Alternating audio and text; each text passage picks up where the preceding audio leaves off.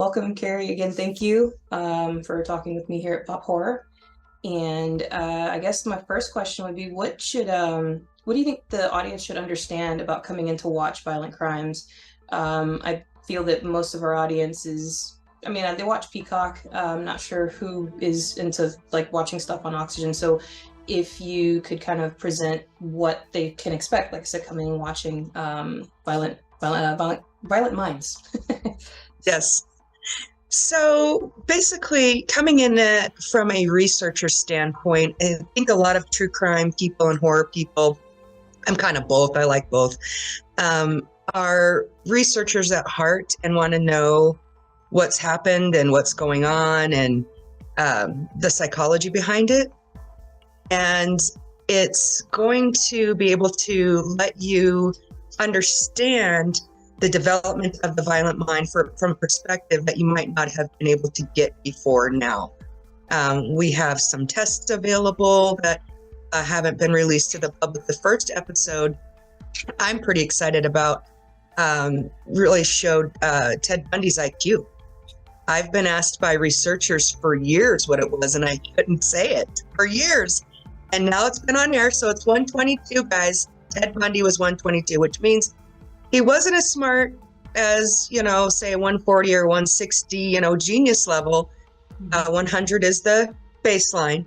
So he was above 22 points, but not as smart as a lot of people would have given him credit for. So I think that's an interesting thing. Also, the legendary Rorschach that Ted Bundy took that nobody had, we have. So that's going to be in, it's not really a spoiler, but, maybe for this part it is, but for the research part, a researcher is going to finally be able to go and, take that apart. And a true crime person looking at that information for the first time, it's going to be pretty exciting because there's not been a lot of new information on Ted Bundy for a long time. And this series has new information on Ted Bundy, and it's fascinating and it's huge. And that is one thing I wanted to comment on, like now that we're it's in conversation and not spoiler either. So I was like Ted Bundy because a lot of what's come out it feels like it's just repeating the same things. And I've been a part of some different true crime online groups, and it's been enough for me to want to stay away from the true crime online groups. And no real judgment to people that have their different fascinations with it. But for me, like I saw Silence of the Lambs probably a little too young. I was about 9, like when it first came out, and I wanted to be Clarice Starling. Like that was like she was a superhero to me, and I was right. Like, if I could do that. And so that's kind of something that I always have in mind when I'm looking at these different things for different true crime documentaries. And there are the ones that are more sensationalized and kind of play into like I'm not a fan of the reproductions where they show a lot of violence and a lot of stuff because it's like there were people's lives that were part of it, but I've always wondered, I'm like, Ted Bundy, I feel like they give the guy way too much credit. I think it's because he was the first person that they came across that was like that and no one was used to it. So that was interesting. Like the picture story test, I think was one like, and I got chills because I had an ex-boyfriend who I kind of sensed something was off with him when we first started dating, but I thought maybe it was just because he was a little weird. And I mean, I was 19, and 3 months in, I'm like, okay, no, this guy is kind of dangerous because he was a stalker, and he was very emotionally abusive, mentally abusive. And then eventually we had a lot of on and off breakups. And on the last one, he actually strangled me in a nightclub. My goodness. And so the people around us, they didn't believe it. They're like, oh no, he's this and that. And I'm like, no, I swear he did this. And so listening to some of the different interviews to start, I was like, and it gave me chills because I do appreciate that there's kind of like, I guess, a more like a true demystification of, this whole, because sometimes it's like people put Ted Bundy on a pedestal for, oh, he was this criminal genius, he was this mastermind. And I'm like, I think it's just because he was the first of his kind, like revealed, so to speak. So, and actually, I'm curious, how did you come to know Dr. Carlisle and his work? Because it's obviously very important work, and I'm just I read a little bit about your background, but I'm interested to know how that came about for you to come up with or to work with this documentary. So I met Doc when I was 24 years old, and I was going through a divorce, and I needed some advice from a psychologist, on a test. And he was recommended. He couldn't help me with that test, it turned out. But we became friends because then we started seeing each other around town, and I was a serial business owner. And he comes from a family that used to own a woolen mills type of thing in Utah. It was a really big deal at the time. And, remembers sitting at this fabric company that made clothes and suits and stuff. And when he was 8 years old, he'd kick big spools down, the stairs and stuff like that. And so he really liked being in a business environment. It comforted him. And so wherever I was at, wherever business I had, he'd show up, and we'd talk about, whatever was going on, in the world, politics, that kind of stuff at first. And, seeing each other at lunch, that was mainly what it was. And then when I finally figured out that he worked with Ted Bundy at the prison, I'm like, we have to have you write a book. I read a couple of his papers that he had written academically, and it's a big difference writing academically to novel version. It's almost, because he wrote for so long that way, like 50 years, it took me 10 years to get him through the first draft of I'm Not Guilty, at least 6 editors.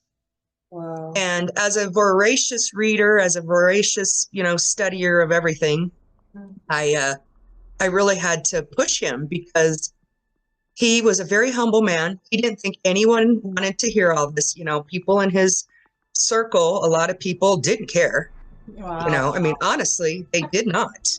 And they didn't want him to talk about it because it's horrible, Yeah, for sure. And so he needed someone like me who is for research, is for learning, that, kind of stood behind him and backed him up. And I did. And he needed someone to answer the phone sometimes during the day because he worked, all day and was, a psychologist, and it was huge. So I took some of his press calls, took, researchers' calls, passed on the messages, and I just got involved. I helped him with the timeline that he was working on Bundy, and a lot of stuff on other cases that he's been working on, to kind of tie everything together.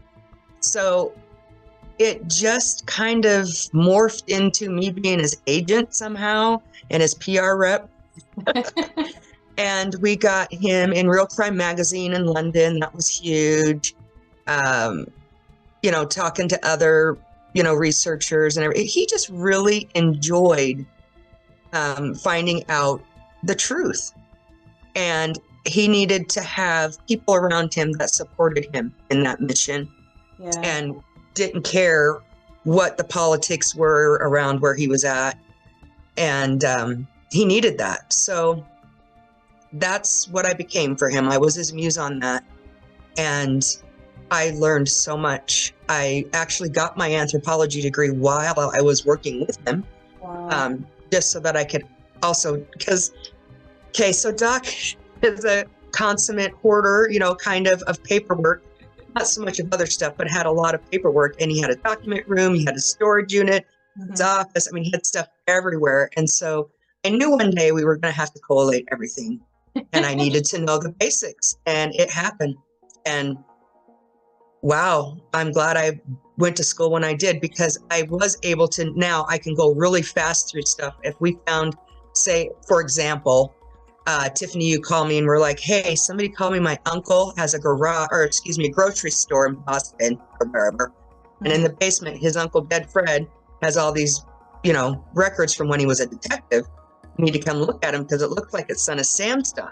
Wow. I'll be there in a minute. You know what I mean? Yeah. So that kind of stuff is going to start happening more as people are aging and these kids are getting handed all of the stuff they don't know what to do with. It has to be sorted. Like I had to get out their family history. We had to get out the psychology stuff. We had to take out old bills and throw them away, get it all kind of like crab fish together and then separated. And then we got it all sent off to be digitized. Wow. So everything is digitized now. It's not available to researchers yet, but I hope after the show It will be. I'm not sure if it's going to be after this season because they are trying to go for another season. So it might not be until after that, whatever. But what he put in motion has the potential to keep going with other cases past him, because so many cases utilize his work, and researchers, going back to what he discovered. So it's going to go back to him anyway. Yeah, it's pretty incredible. Well, what other cases do you think, or not even because you put this together, you were part of it. What other cases can the audience or viewers expect to see beyond because the first 2 episodes are Ted Bundy. I forgot what the next episode coming up is, but I know you guys had like this whole list that I got, but I would like for you to talk about it. So we've got the Hi-Fi Killers, which here in Utah was a huge deal. It might not have been that big, in the United States, but it was a case where the Air Force boys did this murder. Wow. And it was a robbery and murder at a hi-fi shop in Ogden, Utah. And it's such an incredible story. There's way more to it too. Still, I mean, there's just a lot of information on what happened in this case, and reintroducing that to the public and what happened and how everything kind of was, enmeshed is going to be interesting, especially for researchers. Then we have the, what else do we have? Manuel Cortez, who's a serial killer in Oregon. That one's going to be fascinating. I can't go into too many details on that as well, but he kind of doesn't have a lot of press on him, and I don't think he's going to like this, quite frankly. Yeah. But it's too bad. Yeah. And then we've got, who else do we have coming up? Oh, it's just been so many. It's so many to keep track of at this point. Yeah. Looking at the list, I saw some names and cases I'd not heard of, so that's why I was like, ooh, that's Arthur Gary Bishop. Is that on the list? I don't remember. Yeah, he's a Utah case. He's going to be interesting. Arthur Gary Bishop. He's another one. Now, those are child murderers. So this is going to be hard.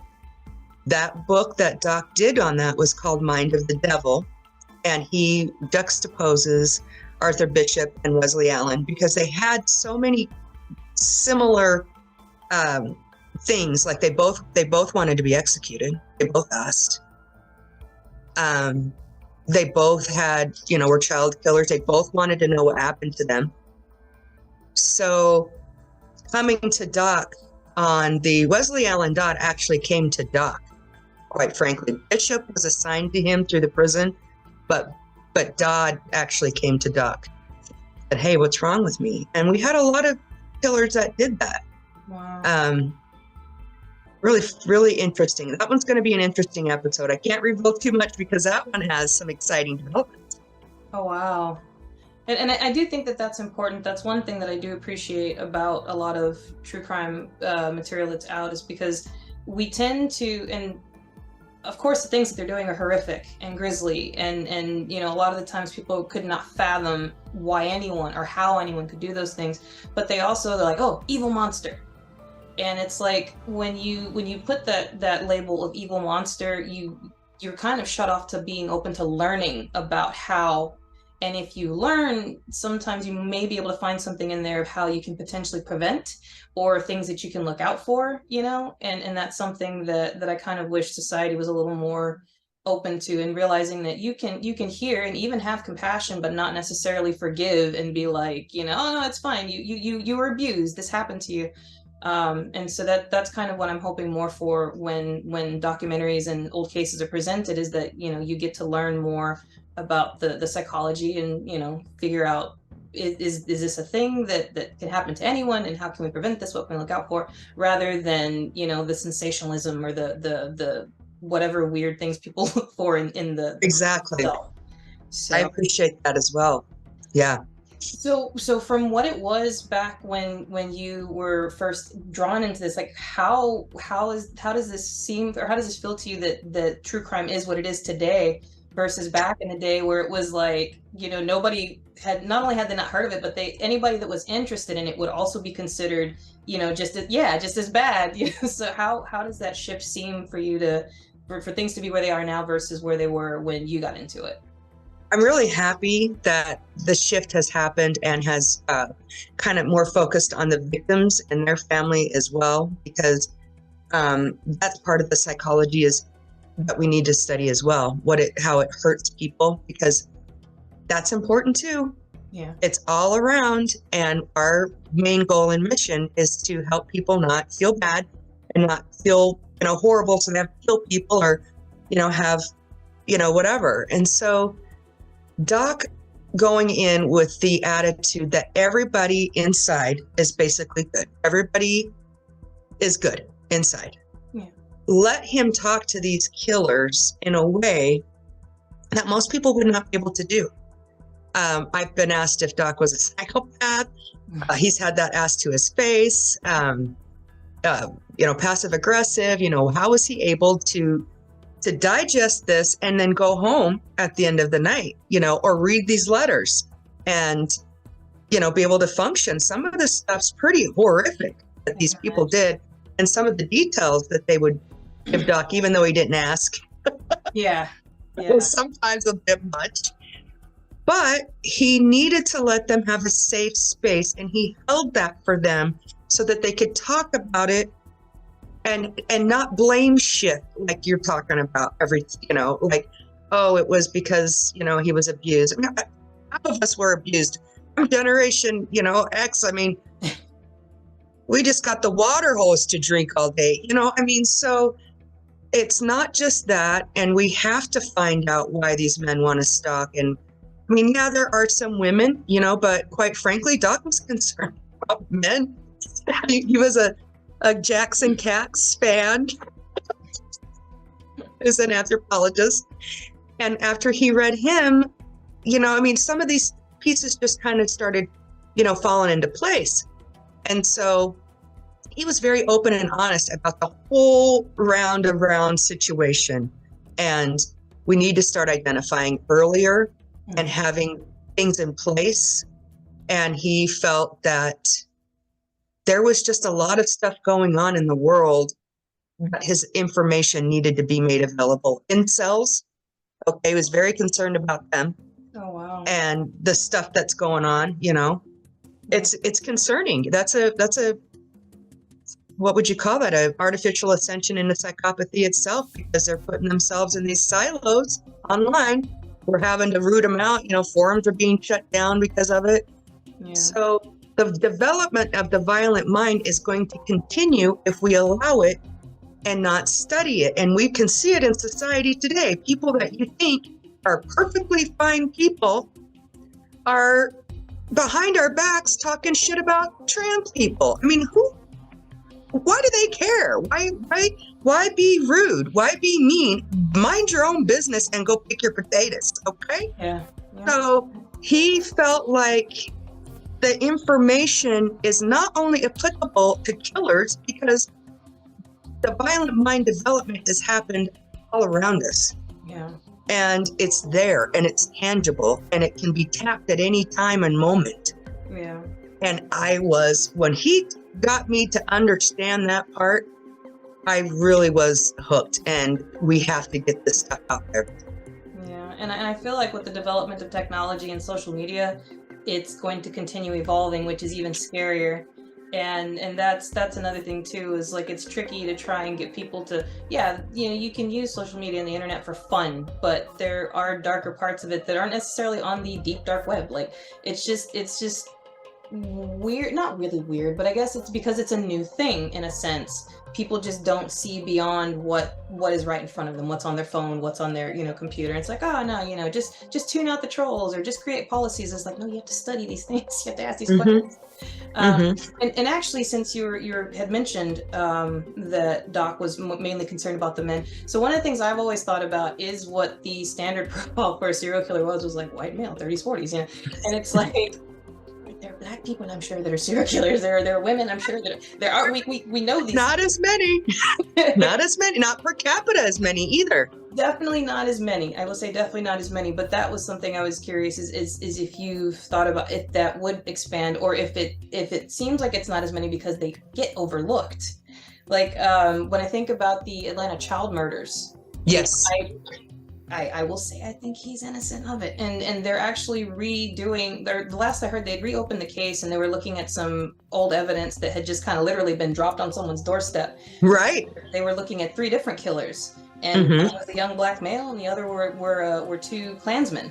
So it's like the 2 Klansmen, obviously they fall into that profile, but then you got the young Black man. So I was like, I've always wondered how many people have gotten away or still get away, and especially as it's revolving because of that particular, profile. So I was curious what your thoughts were on that, and as far as if it would be expanding or shifting or whatnot. I like that question because it makes me think about how, as a killer, killing is hard work. They've described that. So, and some of them will age out and they won't be ever discovered. I'm convinced that's what's happened in a lot of cases that we haven't cleared up. The Golden State Killer, that case he was done killing, bro. He was. And they got him with the coffee mug from a DNA thing. So we will have some more of that happen. Thank goodness, chance encounters of catching some of these, but some of them are going to have always gotten away with it. Jack the Ripper. I mean, well, there's so many cases on that. He's going to get away with it. So I hope one day we have a tricorder that we can point at something and tell us who it was, something. That would be cool.